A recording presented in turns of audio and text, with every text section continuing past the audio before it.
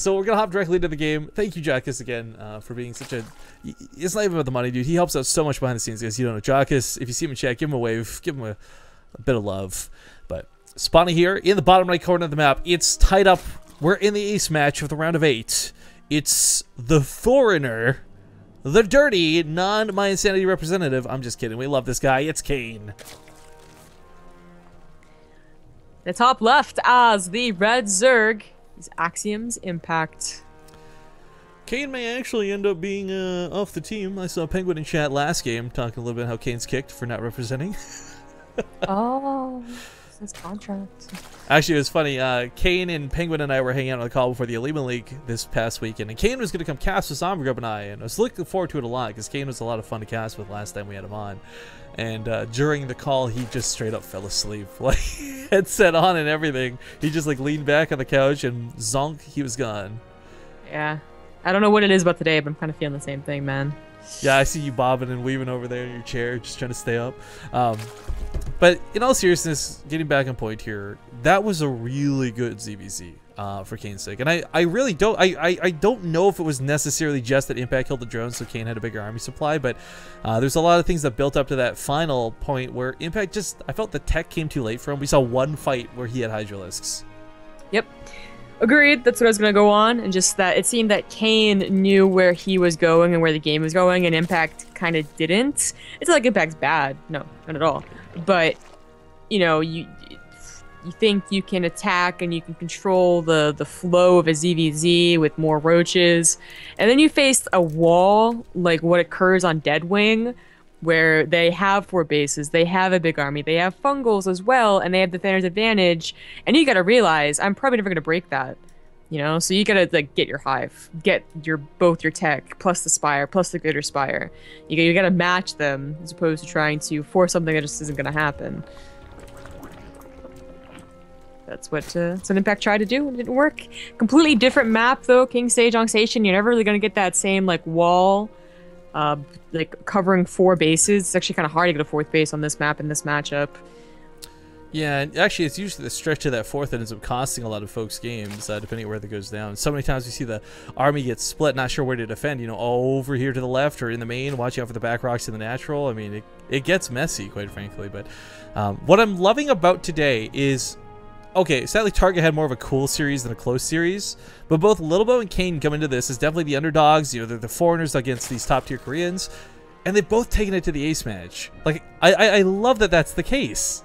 This tournament has given me a lot more, a lot better, I guess, results than I had initially assumed.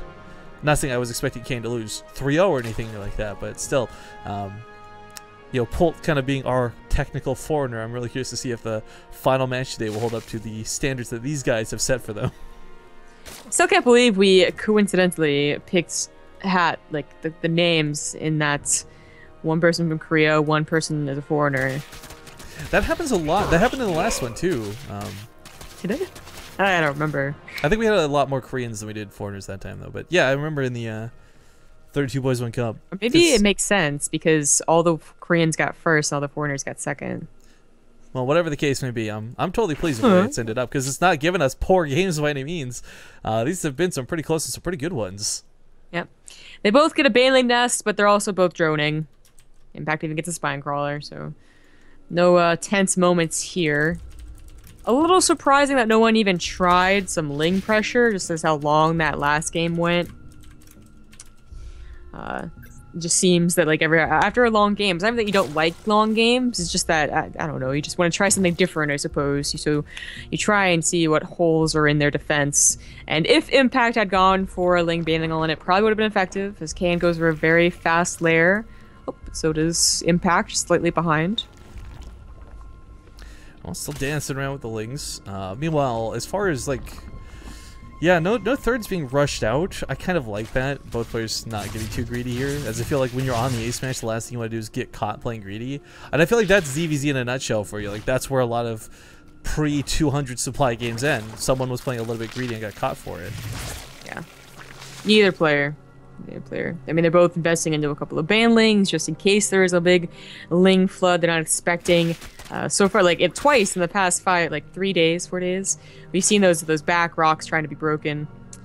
for that big surprise Ling all in. This one Baneling has high hopes, really high hopes. Softens up the Banelings, and I think even soaked one of Kane's. Definitely got that Zergling there. Ooh, that was not supposed to happen though. Yeah. Kane is going to, you know, he's going to invest a lot in the Lings. Oh, but so is Impact. Okay, so Spire they're versus both. Spire. Is this? Yeah. Is this 2013 January Zombie Grub? Like, what is happening? Yeah. Both Spire, both going to invest a lot in the Lings, both going to have Ling Wars, so while not immediately, definitely all about that third. Lings attacking the third on either side, Lings running into each other's mains on either side, Banelings being either the crucial defense or the complete mishap. Mayhaps be the mishap. Yeah, say that 10 times fast. Ye olde English. That Baneling got so many more kills than it should have out of Kane, but as far as baiting things go, I mean, this is so crazy. I'm really taken back. It's been so long. I think was it like Henchless Scarlet's the last real big competitive Mutaverse Muta I can think of off the top of my head? When was that? WCS? Oh, I thought you were talking about we're recasting. No. I'm just saying, like, in general, you don't see this anymore. For a strategy that came out of Heart of the Swarm being literally the only strategy you could do for a long time, Muta versus Muta kind of fell off and started coming back a little bit with one player going Muta and the other would still go Roaches. But as far as this one goes, the climax of this series is going to end with who has basically one more Mutalisk. Yeah. So far, Kane is looking really good in this fight. I mean, not the fight. You're speaking too soon. There's a lot of Zerglings. I didn't mean the fight. I didn't mean the fight. I meant the game, in that he has faster Mutas and he has a faster third.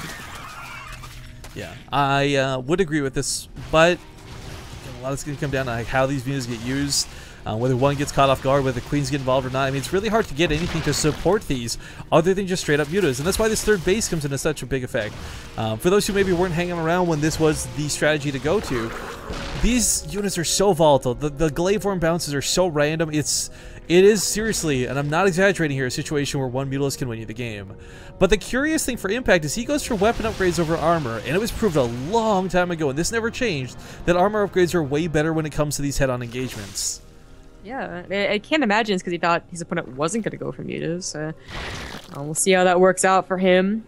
I mean, it's not terrible. He'll get the carapace to follow it up, and Kane will get the weapons, and it'll usually be that situation where you're both stalemated to the point where you've got similar upgrades. But that is true. You have to have a pretty convincing lead to know that to actually engage on Mutas. Like, In Control pretty much summed it up. Like, I have more flappy wings than you do, I think. More wings flapping. Yeah, I remember that conversation. That's yeah. It was pretty. I mean, he summed up the ZV at that time pretty nicely. But it is like you can't just be like, well, I think I have 2 more Mutas, and I think I took better Baneling engagements. No, don't even like that's too dangerous. So you see a lot of people going like, no, I'm not gonna do it. They back off. Well, as far as the counts go right now, it is 14 versus 14. I mean, sometimes you can get that 1/6 Spore Core that get a shot off, and that's all you really need. For Kane's sake, though, whether it is, I mean, we have the ease of looking at these numbers. So we know, and you, the viewers, know that it's like, okay, Impact's got better Mutalisks, but for Kane's sake, there's a little bit extra going for him. You're going to have Banelings and Zerglings underneath this. They'll be able to soak some Glaive Worm bounces. They'll be able to reduce the damage, albeit very marginally. But every little bit counts for this. And Kane's counterattack right now, I don't know if I actually like this. I kind of feel like keeping these alive for the Muta War would have been better. It ended up being pretty much a complete waste. Yeah. You know, Impact didn't have any Lings. Maybe that's different. It is mostly about the Muta War. However, if Lings surround the third, that's a dead third, and you're so far behind in the Muta War after that. If Lings are underneath Mutas and your own Lings are not, they soak up Glaive Worms. That's actually a really important part to the fight. Well, Defender's advantage doesn't come as big of a deal. Impact actually snipes off 2 of the Mutalisks and takes a huge lead now. Again, it's so weird to consider like this would be a huge lead, quote unquote. But Kane's taking a fight. I don't think he can win. He's going to know this too, trying to bait that over the Spore Claw, but he's also got to defend a third at the same time. Running around with these Lings, trying to respond with the Mutalisks. Can't get caught out of position for even a second. Lots of Overlords here, though, are out of position, and Kane is going to have to spend so much money replacing these. Oh, it's usually not about the minerals, but seriously, like, Lings are a very important part of this game. Remember that, you know, Kane got the +1 carapace, and there is a Queen helping out. Well, they both bounce off each other. They kind of have to, though. It's really hard to gauge that number once again, but it's 13 to 19. Still, though, Lings have not quite killed the Queen at the third base. Not a lot of drones have died either. Surprisingly, no damage getting dealt there, but that Mutalisk blow is still quite dangerous, and Kane is definitely not quite recovered yet. Like, he's not out of this game, but he's definitely in a fight where if he fights defensively over a Spore Crawler, okay, he's good to go, but out in the middle of the map, it's going to get super risky. Yeah, and as you said, the upgrades kind of take a swap here, and there is a slight lead for Kane. It's just, again, you can't really tell. Like, I'm definitely going to fight here because I think I have more. So I don't think that's ever going to play a role. Yeah. Well, a couple of Lings gonna chip away at this hatchery. Flying down here, Kane is still not a bad defensive spot, but this muta dynamic is so silly the way it goes. Sometimes you'll see players cut their losses and just go for that infestation pit, which can win you a game. Sometimes you'll see the minerals spin on not Zerglings, but instead queens. But every bit about this becomes a little bit more random and a little bit more just luck-based, quite frankly. Impact's got a big Mutalisk lead, so again, Kane may or may not know this. Impact may or may not know this, but we know that if Kane decides to take a fight, if it's 1-1 versus 1-1, Impact wins. Impact keeps on rattling over Overlords. His upgrade isn't quite finished, but he just cancels and it's out. Kane still with a lot of Lings waiting to try and soak those hits, but Impact setting up a pretty big attack to the south. You know, this base has barely held on several times so far, but I don't know if he can do it again. Oh, Impact actually sniping off that extractor is a pretty big deal. Every bit of gas counts. Every bit of gas is how you get these mutas to where they are. I mean, it's usually not the minerals nearly as much as it is this gas. Yeah, Impact was also up by, well, now 14 drones. As Kane starts remaking Kane, some. there's a free muta. What are you doing? Oh, this fight is going to go from. It's 33 to 28, though. I don't know if it's going to go well for Kane. He doesn't have anything to soak these glaive worms underneath because there's no queen helping out this time. He is losing this fight. Make no mistake. But if he can get the muta count like 6, 8, he can actually manage a recovery process. But 9 mutas to 21 is devastating to see. That snowballs so quickly.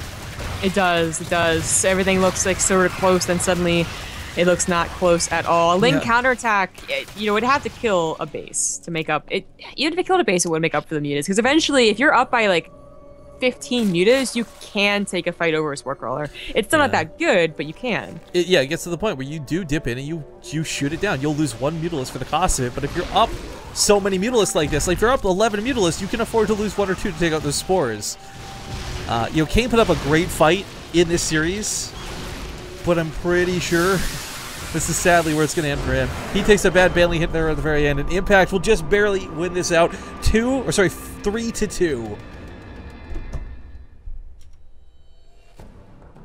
So congrats.